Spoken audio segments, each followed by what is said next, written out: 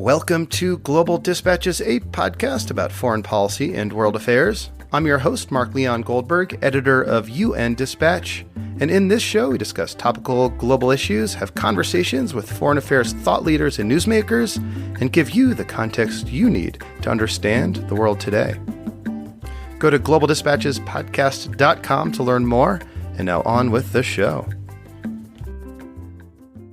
This has been a rough year for the business of journalism. The pandemic has been described as a mass extinction event for media companies. This is true in the United States, Europe, and the developed world, but it's even more so the case in poorer countries.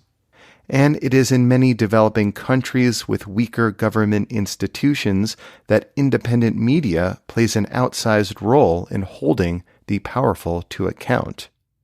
A free and independent media is a key guardrail for a free and open society, yet many media organizations in the developing world are struggling to stay afloat. My guest today, Nishant Lalwani, has a plan to support independent journalism in low and middle-income countries. He is the managing director of Luminate, a philanthropic institution that supports governance, democracy, and media all over the world. And he is the driving force behind a new international fund for public interest media.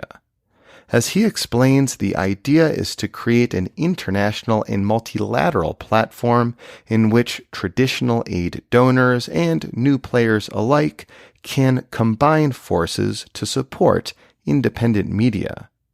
And in this episode, he explains this idea in detail, and it's already gotten the backing of some key international players. I think you'll find this episode really interesting. To me, it is fascinating to hear about this idea from its inception, and it's not unreasonable to think that in just a few years' time, the International Fund for Public Interest Media will be a robust and living institution supporting journalism all over the world. And of course, as the proprietor of a public interest media podcast, I am strongly rooting for its success. And speaking about funding models, I'd encourage you to become a premium subscriber to Global Dispatches podcast. Support the show. You'll earn great rewards in return, including bonus episodes and access to my daily global news clips service. Go to patreon.com/globaldispatches to unlock those rewards and support the show. Thank you.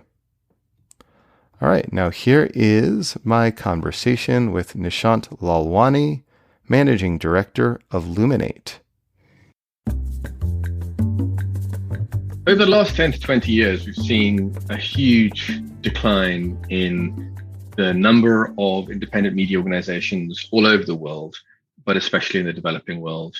We've also seen a huge decline in revenue and newsroom staff for the ones that have survived. And that's really as a product and an output of new business models being defined by large tech platforms and other internet companies that have taken the core advertising revenue, which used to sustain newsrooms around the world, away from journalism organizations. We've also seen decreasing trust in the media over the last 4 or 5 years, and you'll see that in the Edelman Trust Barometer and other surveys of trust in media organizations. And that's an unfortunate implication of the increasing amount of misinformation that's around, but also the lack of revenue and support that trustworthy and public interest journalism organizations are getting. So the two things go hand in hand, really. The deteriorating trust in media and the revenue decreases that have been perpetuated by different business models of advertising and the internet. Yeah, on the revenue decreases, it's been said, and I've seen it said that, the COVID pandemic is also a media mass extinction event, that even as reader interest and engagement with news stories has increased, advertising revenue has plummeted because advertisers just, didn't want their products to appear as side stories about the pandemic. Yes, it's partly that, and for other reasons too, because advertising has been redirected to other sources. It's been, if you think of the decline in media revenue pre-pandemic as a kind of chronic crisis, COVID-19's really turned it into an acute crisis. The Reuters Digital News Institute has reported that $30 billion have been lost to newsrooms around the world directly because of the pandemic over the last year. And you see this in very real and unfortunate ways all over low-income countries. Take Lion Mountain Radio, which is a radio station in Freetown in Sierra Leone. They've been forced to cut half of their staff after a massive decline in advertising revenue over the last year. The Observer in Uganda actually had to shut for some time. Even BuzzFeed Australia had to close last year. And Australia is not a market that has struggled to support media in the past. Advertising and kind of CPM rates there are quite high. And No, yet I should say, for still, those who are unaware, CPM is yeah. cost per meal, the amount that an advertiser will pay for 1,000 impressions. And I'll be happy to send you my rates. The pandemic has impacted disproportionately, perhaps, as you've written, public interest media in the developing world. I guess first, can you describe what you mean by public interest media? Public interest media really is ethical, non-partisan, credible media that reports on the issues that affect people's lives and reports on issues that people need to understand to make decisions that affect their lives. So public interest media often covers issues of politics, of society, of education. Recently, public health has been an incredibly important issue that many newsrooms haven't had the opportunity to cover as they'd like. And we've seen the effect of that. I mean, during the COVID pandemic, quality information and access to it has become literally a life or death matter. And so, the declining number of independent media and their inability to cover, how COVID, for example, is spreading locally, how individuals in different parts of the world and different regions should respond to it. That's had a massive impact on the pandemic. And the WHO, World Health Organization, recently called this an infodemic because of that impact. So, I mean, in addition to decreasing revenues in many independent media outlets in the developing world, I mean, I have to imagine there's also the increased pressure from, broadly creeping authoritarianism around the world and the knock-on effects from the last 4 years of having the U.S. president decry fake news, and from governments around the world passing media laws that ostensibly create these high hurdles, or not ostensibly, do create high hurdles to establish independent media organizations and enable these governments to crack down forcefully against independent media. I mean, it all just seems like almost like a witch's brew in some of these places of various forces conspiring against a free and independent media.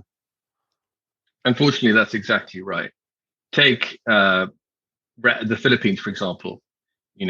There's nothing in Filipino law to prevent free media publishing stories that hold power to account, hold the government to account. There's nothing in the constitution. And yet, Rodrigo Duterte has made it, has taken it into his agenda to try and shut down Rappler, which is one of the leading news sources in the Philippines. Rappler started by Maria Ressa, who was Time Person of the Year last year. This is happening all over the world. Bolsonaro is doing it in Brazil. Trump attacked the media in the US. Many countries, autocrats, are using all sorts of techniques to try and silence journalists. In some cases, there's tax and other financial suits which are being launched against journalism organizations. They may or may not have any basis. They usually don't. And yet it ties up newsrooms. It's an expensive thing to fight. It makes sure that those journalists are distracted and worried for their jobs. And it undermines the media. And this sort of authoritarian playbook is being used around the world. And so we have to fight back.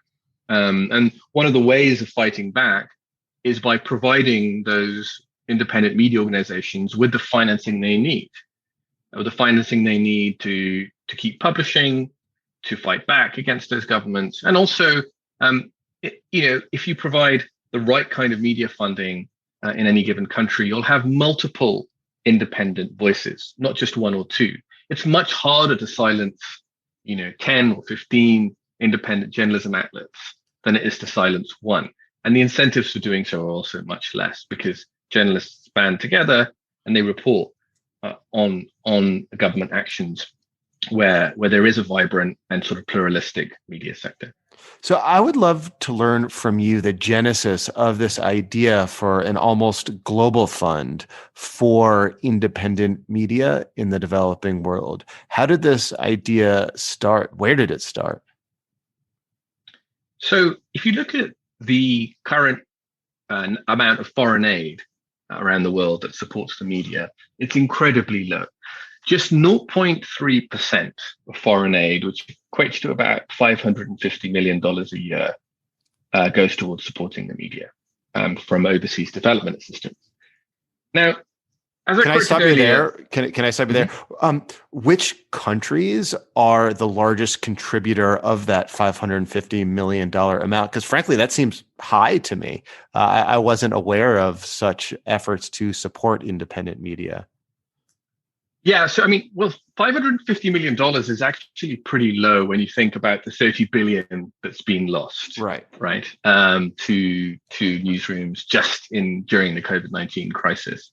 It would take 54 years to restore that $30 billion and all the journalists' salaries that amount supports. If we were to go at the current rate. Sweden is one of the leading supporters of independent media. Via its foreign aid, it supports 1.4% of its foreign aid budget goes towards the media. But many countries in the world are lower than that. And those countries are realizing that supporting media is critical to supporting democracy. It's critical for supporting national security, and it's critical for supporting economic development in many places. We've seen that where democratic institutions and public interest institutions are dying out, undemocratic actors fill those spaces. Look at the way that the 2016 election was manipulated by foreign actors, right? Through political advertising, through disinformation and propaganda that was popping up as if it was, US domestic media, when often it was foreign interference. And so the idea for the International Fund for Public Interest Media really came about because, we think that there are many large bilateral government donors who have understood the importance of supporting media at this time and ensuring that public interest journalism survives and rebuilds post-pandemic. And yet, it's very hard to do that directly. Supporting the media, especially outside one's own country, can be politically difficult if you have to do it directly. It can be expensive. It can be hard to navigate. And that's why an independent fund that draws on capital from many different countries who are interested in supporting media and democracy, an independent fund that can be independently governed and make decisions about which organizations to support and how to see us through to a new era of sustainable public interest journalism. That's what's required. And that doesn't exist. There is no independent organization that's channeling large amounts of government aid capital into the media sector. And that's why we've decided to create the International Fund for Public Interest Media. I mean, I could imagine it would be, say, politically fraught for USAID to directly, cut a check to, say, the Uganda Observer, as opposed to, say, USAID or other donor governments giving money to this kind of international fund that then disperses the funding as it sees fit according to whatever statutes it has, internally devised. That's exactly right. Now, there are ways of figuring out which media is doing, is reporting in the public interest, right? There are organizations that conduct editorial reviews. There are organizations that rate media for the level of disinformation that any given organization disseminates or amplifies. There are organizations that can look at, the editorial strategy and compare it to one's peers to make sure that there isn't a great deal of bias, politically or otherwise, in the reporting of institutions. So one can, if one starts from a place of trying to create, robust, pluralistic media ecosystems, one can select organizations that report in the public interest based on their track record and support them directly. And that's why an independent organization that's mission driven and that has legitimacy because of the its board, because of its mission, because of its charter, is a better place to do this than states are directly. And how much money do you think would be required among donors to contribute to this fund in order to make a, say, meaningful impact in the media landscape in key countries in the developing world? So the Center for International Media Assistance has estimated that it's $500 or $600 million that's currently going into media right now from these governments, and that is not cutting it. It's not cutting it because these organizations are dying out, right? And not just in low and middle income countries. Even in the UK, we've lost around 250 news outlets in the last 15 years. So we understand that amount is insufficient. Philanthropies such as Luminate and the Open Society Foundations also contribute money. In order to make a real difference here, we think that we need to go from 0.3% of foreign aid funding to 1% of all foreign aid funding supporting the media. That would be an extra $1 billion per year to support media around the world. And we estimate that would be required for 8 to 10 years. During that time, we would support innovation, we would support new approaches to media sustainability, we would support new models of journalism that would hopefully chart a path forward to a viable media sectors in many countries in the world. And do you expect to raise this funding exclusively from governments, or do some of those giant social media companies like Facebook, who have contributed to the decline in advertising revenue, bear some responsibility to contribute to this fund as well? Or do you even want private sector to contribute to this as well? Yeah, we'd really welcome private sector funding. And certainly Facebook, Google, Twitter are the obvious candidates there. They, especially Facebook and Google, have already put hundreds of millions of dollars into supporting journalism. There are questions about whether them doing it directly is the right approach, though. They have incentives which may not be perfectly aligned with promoting public interest journalism in certain places. So we certainly welcome contributions from those organizations, as long as it's very clear that the decision making of which media houses receive capital from this international fund is made independently, right? They won't have a direct say in that. And in fact, the board that we'll construct will not have majority of donors. So no individual donor will be able to direct that funding to specific organizations. We also think that there are many high net worth individuals especially over the last year, who've realized how important quality, trustworthy information is to our societies and to our democracies. And so we're hoping to fundraise from the increasing number of billionaires that have recognized this issue as being important to our stability going forward. So right now, the fund is an idea. How do you take it from an idea to an actual sort of living, breathing organization that executes against its goals? What are the next steps in that process of standing up this fund? It's an idea, but it's an idea with momentum. So there's three stages. The stage we're in is pre-launch. We've spent 2 years developing this concept. We've socialized it very widely with experts in the media development space.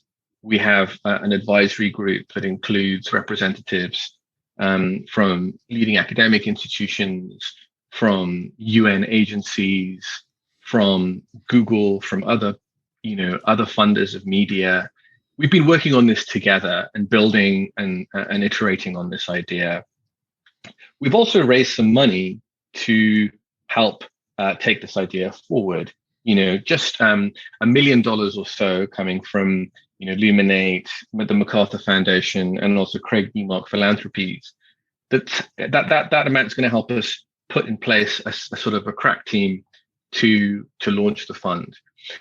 The next stage is for us to raise $100 million.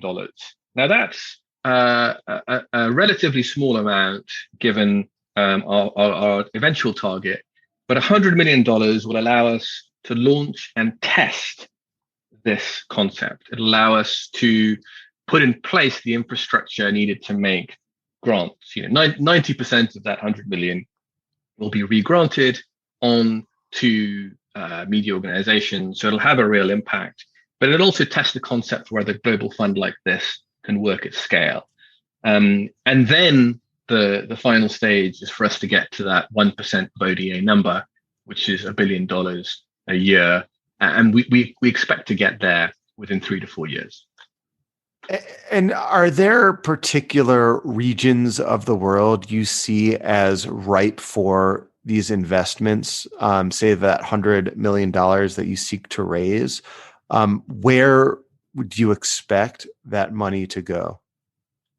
There's many countries in the world that could benefit from this funding. And it's not me asserting that. We have a lot of research to show that. We also have supporters who have been calling for this fund from countries that might benefit. John Kufuor, who's the former president of Ghana, has been an advisor and a champion of this fund now for some time. He believes it could transform the media landscape in West Africa if it's done at scale. There are many countries in Latin America, in Africa, in Asia, where media organizations exist. Independent journalism is in place, but it needs more funding to thrive. And these are countries like Brazil and South Africa, Indonesia, many others. So we could start with a set of countries where we know this funding would be very welcome and prove the concept and expand globally from there. What are some key inflection points in the coming, days and weeks and months that will suggest to you whether or not you're on track to meet some of those intermediate goals, leading eventually to that goal of getting 1% of official development assistance going to fund the media? Well, our initial goal was to flesh out this idea and test it with important experts around the world who've been working in media for decades. We've done that. We've published a feasibility study which lays out how this fund would work. That happened in April. The next milestone was for us to raise $1.5 million to put in place a team that could raise the large corpus we need for grant making. So we've raised $1 million out of that 1.5 with a recent contribution from Craig Newmark Philanthropies. The next goal will be for us to get an anchor donor from a government that wants to champion this fund and wants to champion press freedom and independent media. And it'll be really interesting to see how the Biden administration thinks about supporting media in the US and globally. Mm-hmm. Clearly, the US, has not been a champion of free speech over the last few years with Trump in power. Biden has indicated his intent with the Summit for Democracy later this year to reestablish the US's leadership. And, media has to be a key part of that. I have to imagine you are pleased that the incoming administrator of USAID is herself a former journalist. Thrilled. Yes, thrilled that Samantha Power is in place and in place early to chart a path forward. And we hope that brings with it a recognition of and support for media going forward. So, Nishant, Thank you so much for your time. This was very helpful, and I'll be looking forward to seeing how this evolves. I mean, it's obviously very necessary, and as a member of the independent public interest media myself, I'm just keenly interested in seeing this thing launch. So good luck. Thank you, and thanks for the opportunity to be on the show. I really appreciate it. All right. Thank you all for listening. Thank you to Nishant. That was very interesting. And as I said at the outset, I am very much rooting for the success of the new International Fund for Public Interest Journalism. It's so needed. And I'm glad that there are policy entrepreneurs out there like Nishant Lalwani who is making this a reality. Thank you. All right. We'll see you next time. Bye.